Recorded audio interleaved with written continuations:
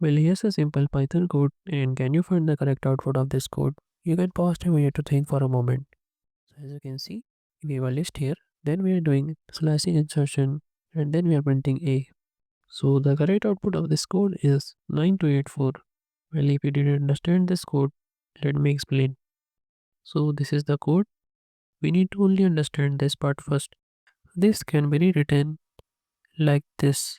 This is the starting point, which we will call S. This is the ending point, which we will call E.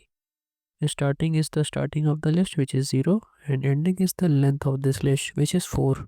Then there's 2, which is called step.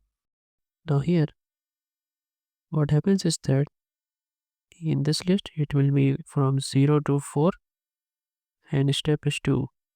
So the change will take place at 0 and 2, and this will be replaced with 9 and 8. That's how you got 9, 2, 8, and 4.